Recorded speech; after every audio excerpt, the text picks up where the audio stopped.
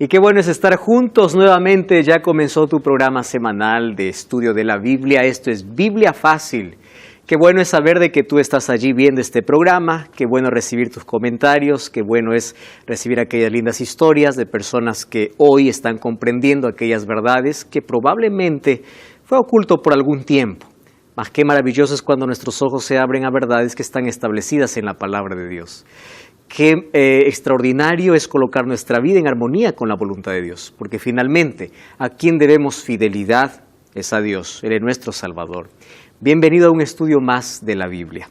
Yo estoy aquí con mis amigos con quienes estamos compartiendo esta temporada sobre las enseñanzas de Jesús. Y sabes, tú tienes que formarte parte de este grupo. Es verdad que tú no estás aquí, pero gracias a la tecnología nos permite también estar juntos aún en la distancia y con un propósito noble, estudiar la Biblia. Hoy vamos a estudiar sobre lo que Jesús enseñó acerca de la iglesia. Existen dos grupos en nuestro planeta. El primero es aquellos que no tienen interés por buscar a Dios. Y el segundo es aquellos que tienen interés y al ver que hay tantas opciones, dicen, cualquier camino es suficiente.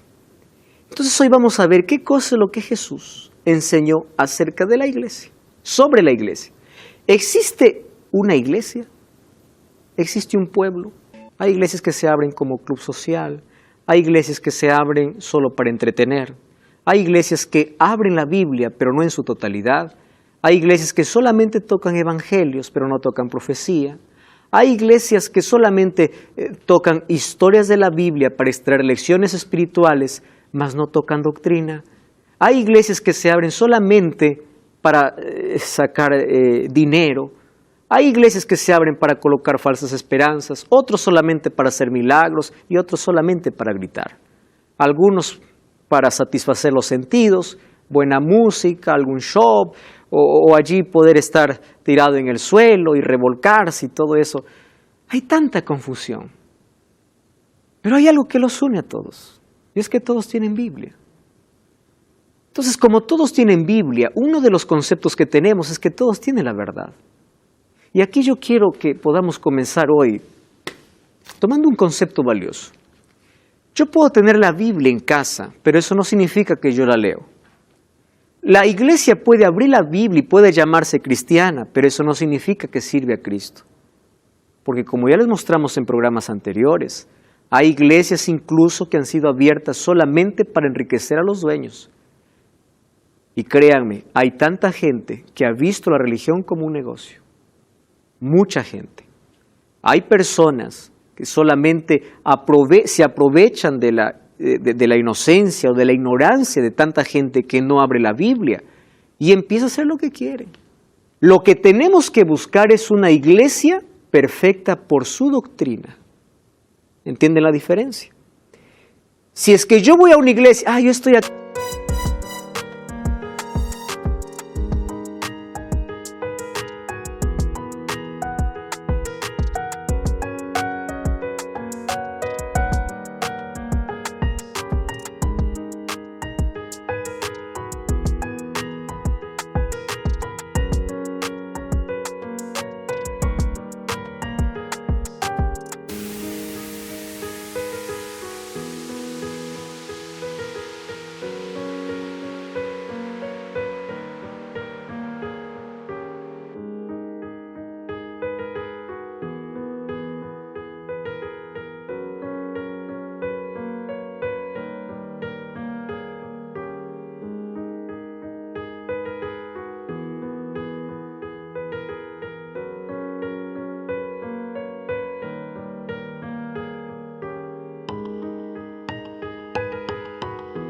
Aquí porque aquí me siento cómodo. Porque aquí siento. ¿Tú te vas por sentir, por dar gusto a tus sentidos o te vas porque quieres adorar a Dios? Tú tienes que decir, yo estoy adorando a Dios. Esto es independientemente de tu relación personal, ¿correcto? Una cosa es adoración colectiva y otra cosa es relación personal. ¿Qué cosa es ser cristiano? ¿Ir a la iglesia? No me hace cristiano.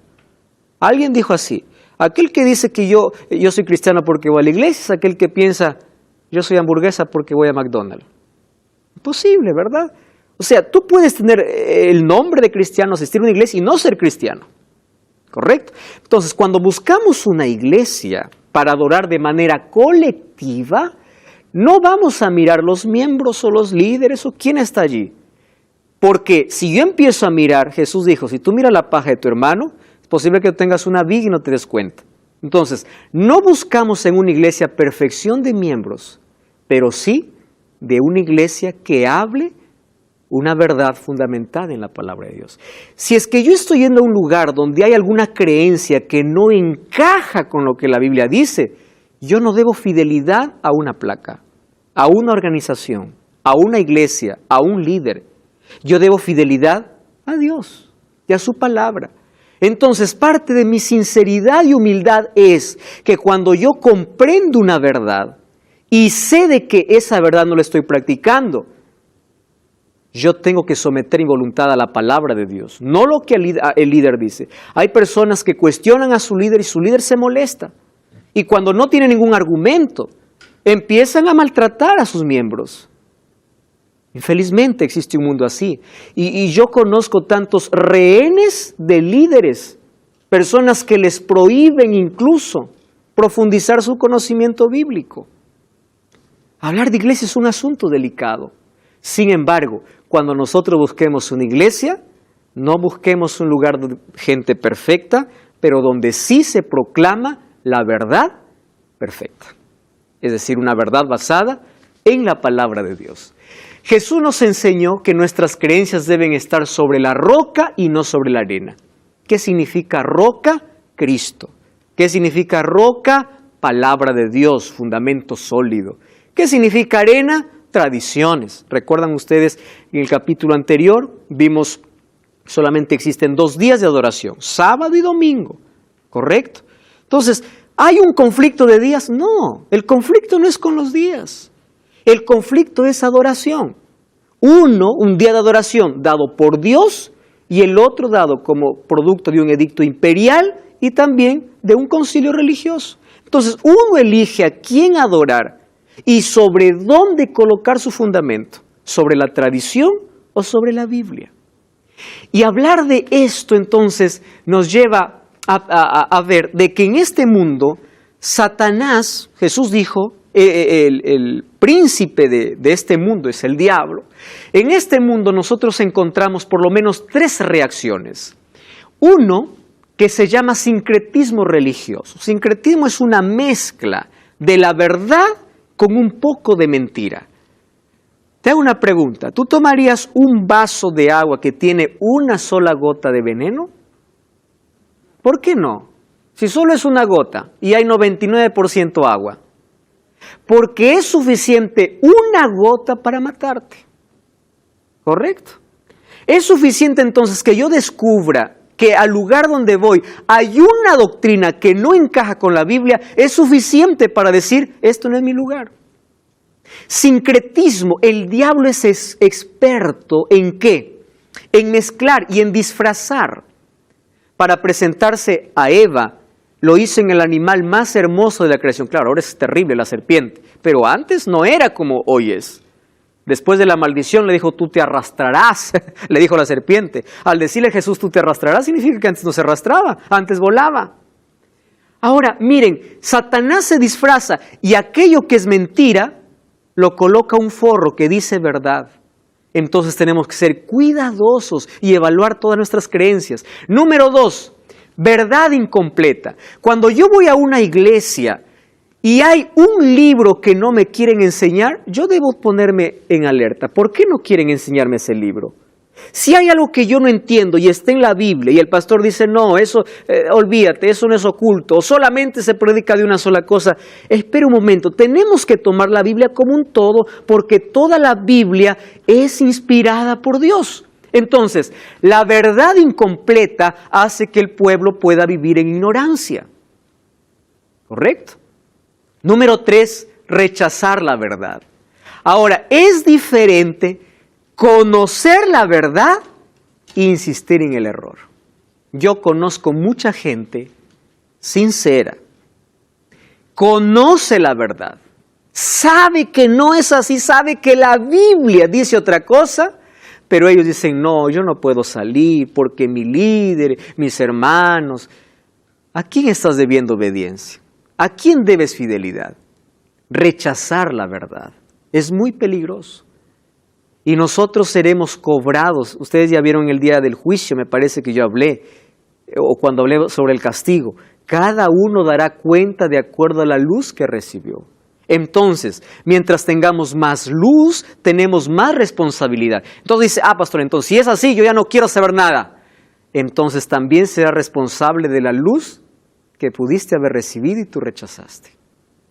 ¿Correcto? Entonces existen 3 actitudes y hay que tener cuidado con todo esto. Otra cosa, cuando hablamos de iglesia, ¿dónde comenzó la iglesia? La iglesia no comenzó con los judíos, ni siquiera con el pueblo de Israel. Dios tuvo su iglesia en el jardín del Edén.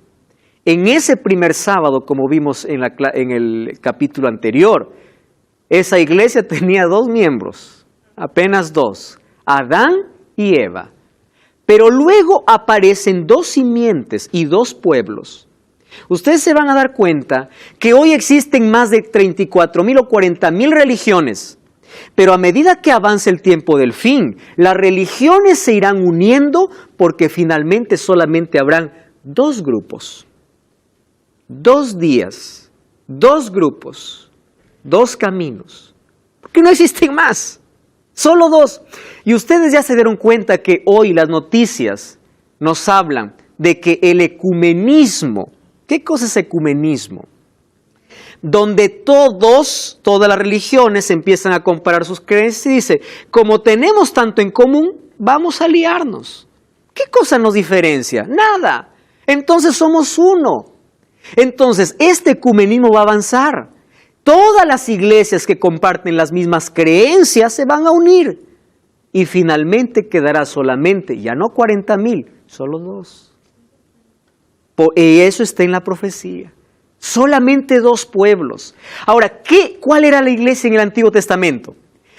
A través de Abraham, Dios prometió que Él levantaría un pueblo, una descendencia. Y de allí vienen los hijos de Israel.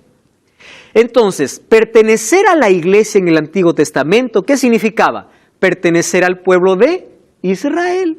Algunos dicen que en el Antiguo Testamento Dios se interesaba solo por los israelitas y Él no se interesaba por los otros. Eso es mentira. Dios levantó al pueblo de Israel con un propósito. ¿Cuál era? De que ellos puedan ser luz para las naciones y todas las naciones puedan conocer al único Dios a través de su testimonio. Es decir, el pueblo de Israel tenía el privilegio de tener la verdad. Pero ¿sabes qué pasó, Silvia? Ellos no vivieron a la altura de la verdad que recibieron. Y es por eso que un día les fue quitado el privilegio.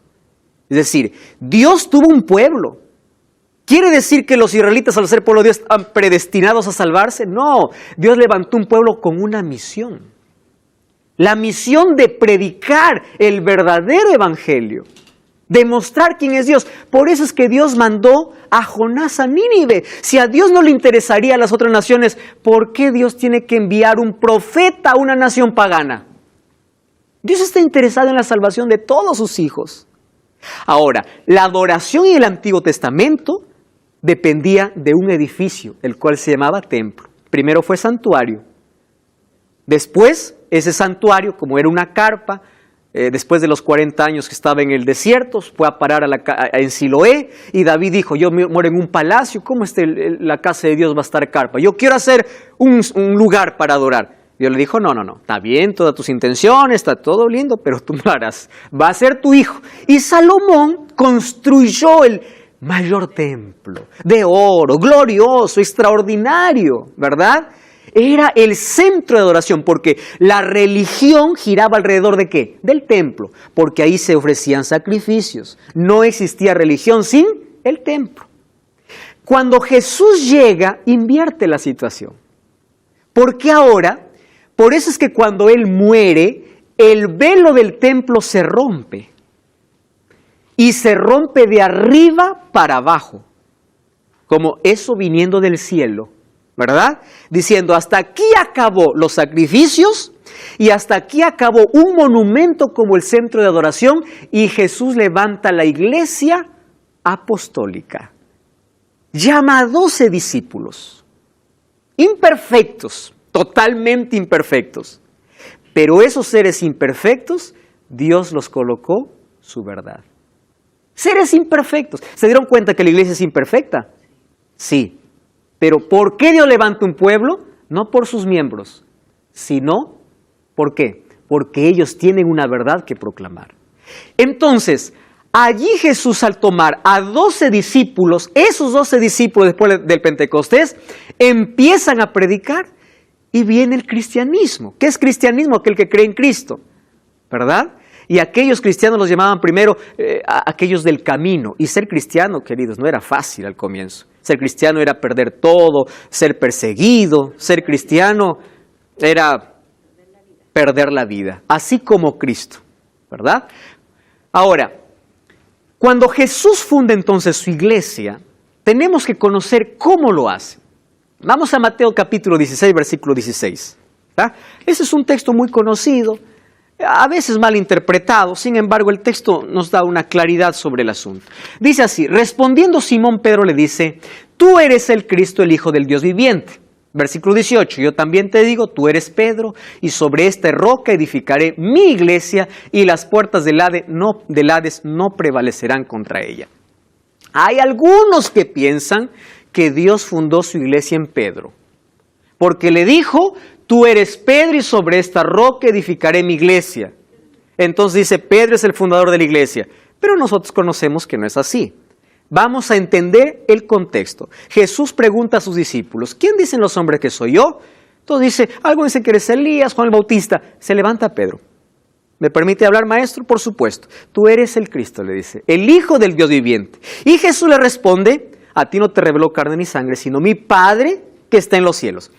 Présteme atención al diálogo.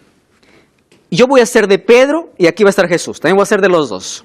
Entonces aquí Pedro levanta, le dice así, tú eres el Cristo. No se pierdan el diálogo. Voy para Jesús. Y le dice, tú eres Pedro. Oiga, qué interesante el diálogo. Uno le dice, tú eres el Cristo, y Jesús le devuelve y le dice, tú eres Pedro. Y es este diálogo que algunos confunden el asunto. Tú eres el Cristo, el Hijo del Dios viviente. Tú eres Pedro. Y sobre esta roca, ¿cuál roca? ¿Qué cosa le dijo Pedro? Tú eres el Cristo. ¿Qué cosa le dice Jesús? Tú eres Pedro. Entonces, tú eres Pedro y sobre esta roca, ¿quién es la roca? Jesús, porque Pedro le había dicho, tú eres el Cristo. Y Jesús le dice, tú eres Pedro y sobre esta roca edificaré mi iglesia. Para entender eso, tenemos que ir un poquito al griego. ¿Ah? En el griego existen dos palabras. Existe la palabra Petros y la palabra Petra, que es muy parecido a nuestro español, ¿verdad? Entonces, ¿qué significa Petra? Roca. ¿Qué significa Petros? Piedrita. Entonces Jesús le dice, tú eres piedrita. Ojo con el diálogo. ¿Qué le dice Pedro? Tú eres el Cristo. Y Jesús le dice, tú eres piedrita. Tú eres Petros.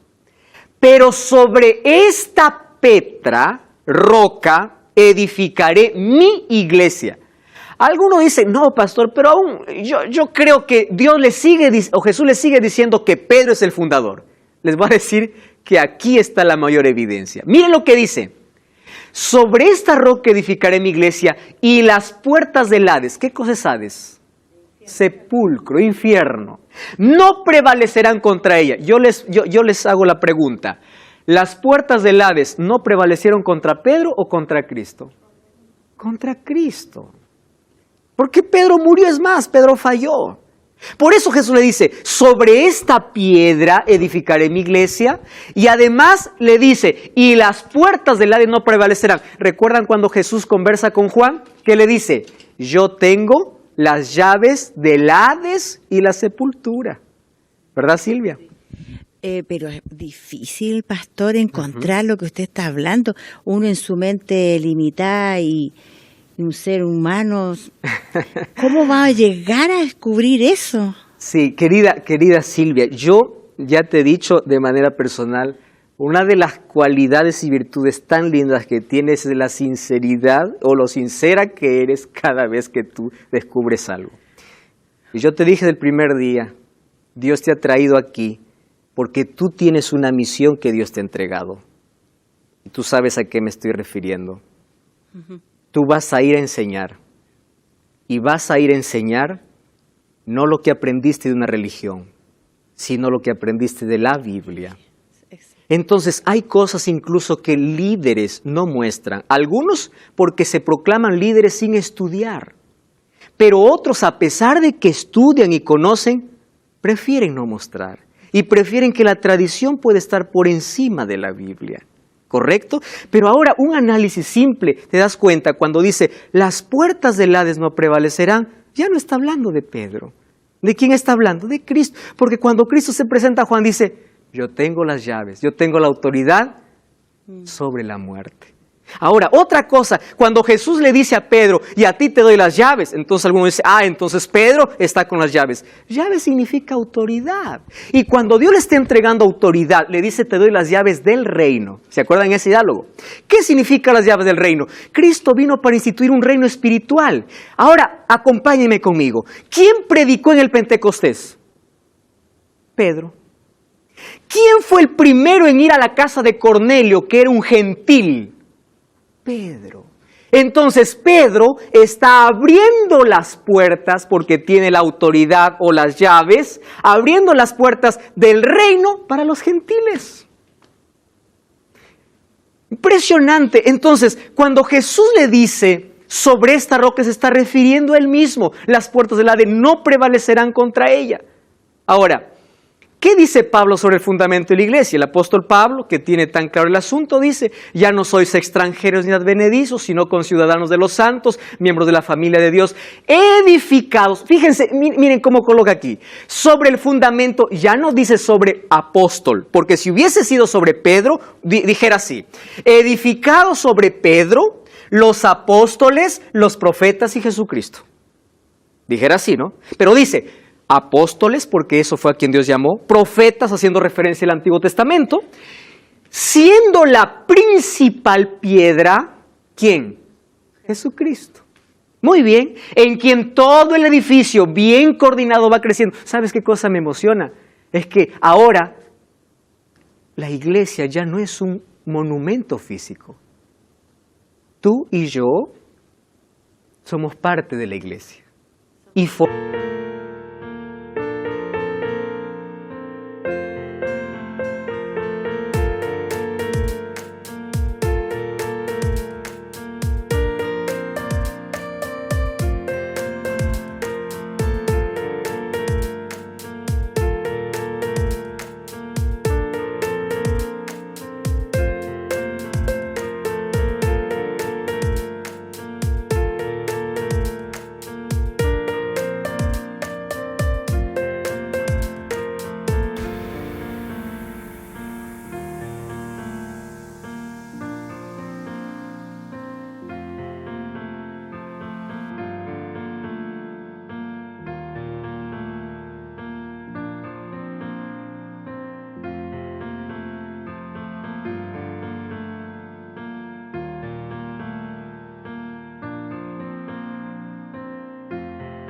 formamos la iglesia.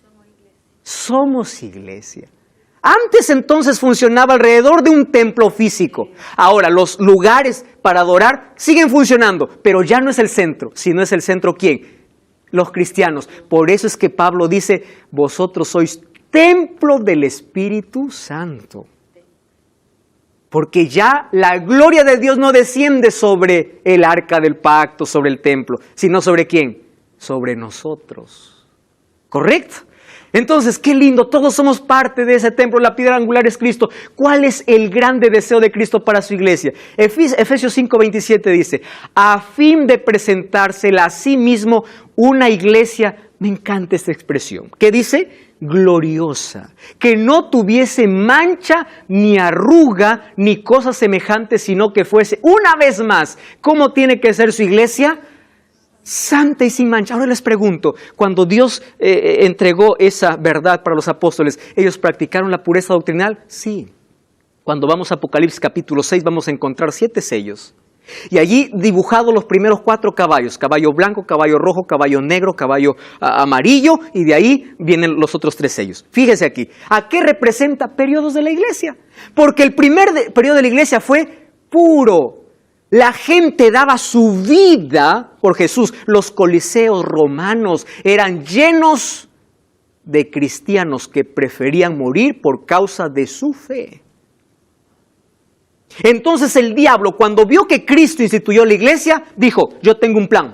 ¿Cuál es mi plan? Son poquitos, no van a crecer, los voy a matar a todos. ¿Y qué sucedió? Mientras más cristianos morían, más cristianos se levantaban. Y el diablo dijo, no, aquí pierdo. Cambio de estrategia. ¿Cuál es el cambio de estrategia? En el año 313 ocurre un edicto que se llama el Edicto de Milán. El Edicto de Milán prohíbe la persecución a los cristianos y empieza a haber una alianza entre el cristianismo y el romanismo. Estoy hablando del imperio romano político, del imperio romano, ¿correcto? Entonces, hay una fusión. Pero ¿cuál era la negociación? Muy bien, nosotros les aceptamos, no hay persecución, no hay nada, pero ahora ustedes van a hacer lo que nosotros queremos. Y aquella iglesia pura que antes daba su vida por la verdad, se manchó. Y es por eso que encontramos negociación de su fe. ¿Y cuál es el deseo de Dios? Presentar su iglesia pura. Y estamos de regreso, esto es Biblia Fácil. Ya sabes que puedes solicitar totalmente gratis este curso bíblico Enseñanzas de Jesús, solamente enviándonos un mensaje a nuestro WhatsApp, más 5512-98-100-1460. Este curso es didáctico, a todo color, y por supuesto aquí vas a encontrar preguntas y las respuestas no te da el curso. Las respuestas te envía a buscar a la Biblia, porque el interés es que tú puedas profundizar tu conocimiento en la palabra de Dios. Bienvenido una vez más, estamos hablando hoy sobre la iglesia. El deseo de Jesús es que su iglesia sea pura, pura doctrinalmente, sin mancha. Sin embargo, nosotros ya estuvimos viendo que a medida que pasaba el tiempo, en el año 313, cuando terminan las persecuciones para los cristianos, empieza una negociación de fe. Y en esa negociación de fe es verdad que termina la persecución para cristianos, pero los cristianos empiezan a paganizar. En lugar de cristianizar, empiezan a paganizarse. ¿Cómo así? Ellos empiezan a dejar a un lado aquella pureza doctrinal y empiezan a aceptar tradiciones. Y esto es cuestión de revisar allí la historia. El diablo cambió de estrategia. Antes perseguía, ¿verdad? Ahora mezcla. Y una vez que mezcló la verdad, empieza a perseguir a quienes quieren mantenerse en la verdad. Eso vamos a ver de aquí a poco. Muy bien, ¿qué cosa entraron, por ejemplo? ¿Qué cosa manchó la iglesia? Nosotros encontramos, ya les dije en el año 303, el edicto de Milán. Allí terminó la persecución para cristianos.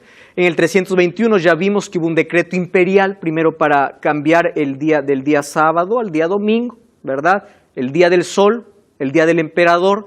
En el año 364, en el concilio de la Odisea, ya no solamente es un decreto imperial, sino también es un decreto religioso, porque un concilio se aprueba de que esto tiene que ser así, sin tener base bíblica. En el año 370 comienza el culto a los santos. En el año 400 comienza la oración por los muertos. En el año 530 aparece el dogma del purgatorio, ¿verdad? Con la idea de tener sumisos allí a toda la gente, porque la autoridad venía solo de uno, no venía de la Biblia, venía de un poder.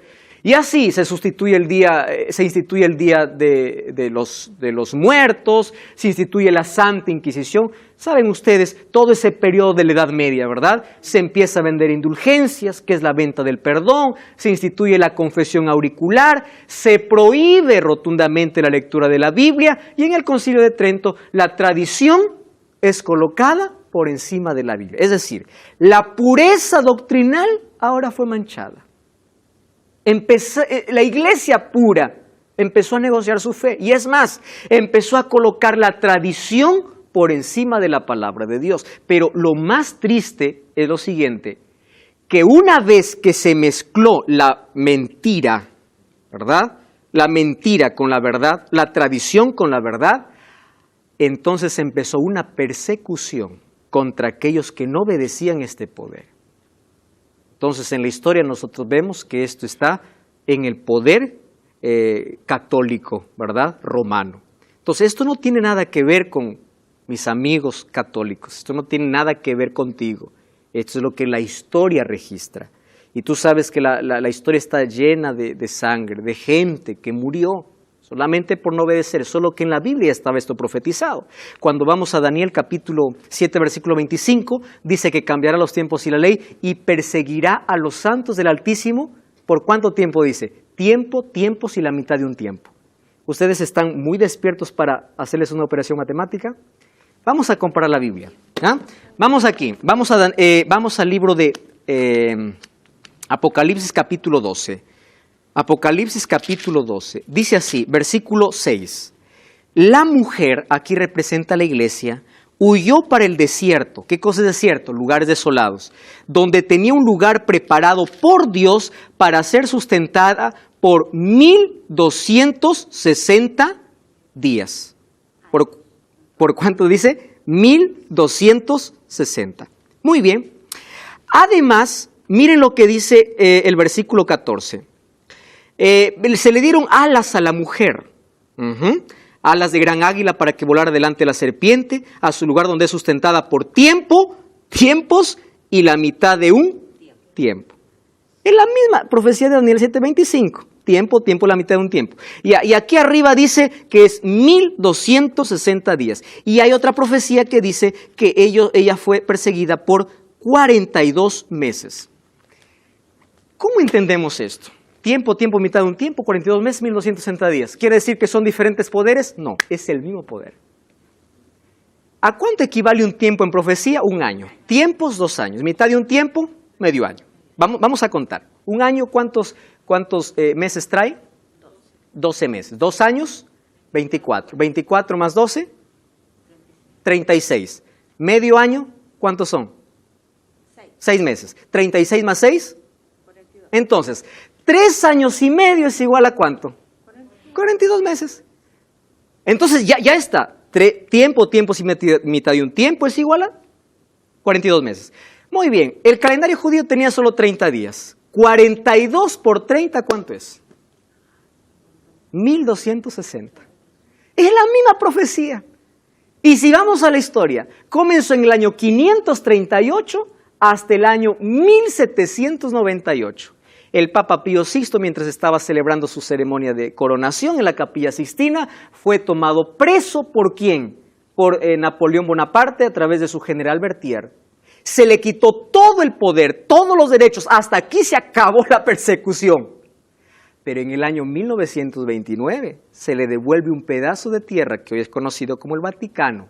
Y Apocalipsis capítulo 13 dice que sufriría una herida mortal, pero luego sería sanada. Y la tierra se maravillaría. Y ustedes tienen que ver Biblia Fácil Apocalipsis para comprender todo el contexto cuando habla de este poder. Entonces, la iglesia pura se manchó y esa iglesia que ya tiene una doctrina manchada empieza a perseguir. Ahora, detrás de todo eso, entonces, Dios tiene una iglesia verdadera. Si la iglesia que levantó ya se manchó, entonces, ¿existe una iglesia verdadera? Siempre lo tuvo. ¿Por qué?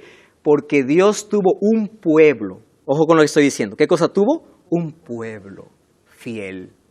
Los valdenses eran fieles a la palabra de Dios. Habían personas que estaban lejos por ser fieles a lo que Dios decía, lejos de las persecuciones. ¿Correcto? Entonces, Dios tiene una iglesia, siempre tuvo un pueblo fiel a través de todas las épocas. En toda esta etapa de oscurantismo, aparece un monje llamado Martín Lutero. Martín Lutero era un monje. Y una de las cosas que yo admiro de tanta gente, católicos, mormones, testigos, que admiro de todas las religiones, pentecostales, es que en todo lugar hay gente tan sincera. Y Martín Lutero fue uno de ellos. Martín Lutero, al ver de que se vendían indulgencias y él tuvo acceso a la palabra de Dios, él dijo, ¿qué está pasando? La idea de Martín Lutero jamás fue abandonar la iglesia. Era reformarla. Decirles, nosotros estamos mal. Pero en lugar de que lo escucharan, ellos más bien le impidieron y lo excomulgaron. Entonces, Martín Lutero, basado en Romanos capítulo 1, en la justificación por la fe, versículos 16 y 17, hace 95 tesis y un 31 de octubre de 1517. Hoy es celebrado el 31 de octubre como noche de brujas, ¿no? Lo que hace el diablo. Pero un 31 de octubre, allí en la iglesia de Wittenberg, coloca sus 95 tesis de justificación por la fe. Y empieza una reforma. Es que Dios tiene su pueblo en todas las iglesias, en todo lugar. Y Dios va a levantar gente diciendo, esto no está bien. La verdad no está bien, porque nosotros no debemos fidelidad a una iglesia, ni a un líder, sino ¿a qué? A la palabra. Ahora, Dios tiene una iglesia entonces, desde ahí entonces aparecen otras iglesias. Dios no colocó en la Biblia el nombre de la iglesia. Pero ¿sabes qué cosa colocó? Características. ¿Me ayudan a revisar rapidito? Vamos a Apocalipsis capítulo 12. Apocalipsis capítulo 12, versículo 17. Dice así, miren, 12:17. El dragón en la Biblia ya saben que se refiere a Satanás, se llenó de ira contra la mujer representa a la iglesia, y se fue a hacer guerra contra el resto de la descendencia. Ojo con esta expresión. ¿Contra quién está irado el dragón? Contra la mujer. Mujer significa iglesia, porque recuerda que es considerada la novia de Cristo y Cristo es el esposo o el novio. Ahora, dice que él está irado contra la iglesia. ¿Contra cuál iglesia? La iglesia que Jesús fundó. Pero se fue a hacer guerra contra el resto. ¿Cómo es esto? Es que aquella mujer un día apostató y quedó, ¿qué cosa? Un resto. Resto significa remanente. Un grupito de personas, ¿verdad? Un remanente. Y contra esos está irado el diablo. ¿Por qué? ¿Quién es ese grupo? Los que guardan los mandamientos de Dios y tienen el testimonio de Jesucristo. Y aquí hablamos acerca de la ley de Dios o los mandamientos de Dios. Entonces, una característica de la iglesia que Dios levantaría en el tiempo del fin, esa iglesia que estaba escondida, nuevamente sería colocado ¿dónde? En el escenario mundial. ¿Cuál sería la primera característica? ¿Cuál sería? Tendría que ser fiel a Dios. Ahora, ¿guardar los mandamientos salva? Está claro, ¿verdad? No salva. Pero ¿por qué dice los que guardan los mandamientos? Porque es la evidencia de aquellos que se relacionan con Dios. ¿Por qué? Porque guardar los mandamientos debiera ser el resultado del amor. Eso no es legalismo. Legalismo es pensar que la ley me salva. Cristianismo es andar con Jesús y obedecer de manera natural. Entonces, guarda los mandamientos de Dios. Si vamos a Apocalipsis 14:12, dice, aquí está la paciencia de los santos, 14:12, los que guardan los mandamientos de Dios y tienen la fe de Jesús. Esta iglesia no tiene una verdad que es popular, ¿verdad? No tiene un mensaje que todo el mundo gusta escuchar, porque es una iglesia que guarda los mandamientos y predica los mandamientos de Dios. Entonces, yo te voy a hacer una pregunta. La iglesia donde tú estás, ¿guarda los mandamientos de Dios? Entonces revisa si guarda los mandamientos, proclama los mandamientos. ¿Dónde están? Ahí ves, Éxodo capítulo 20. Vamos al otro. Segunda característica. Dice el versículo 17 que tiene el testimonio ¿de quién? De Jesús. ¿Cuál es el testimonio de Jesús? Vamos a Apocalipsis capítulo 19, versículo 10. Miren, qué interesante. Y yo me postré a sus pies para adorarle. Y él me dijo, no lo hagas. Yo soy consiervo tuyo y de tus hermanos que mantienen el testimonio de Jesús. ¿Qué le dice? Adora a Dios. El testimonio de Jesús es el espíritu de profecía. Ahora te explico. ¿Quién se presenta a Juan? Aquí es un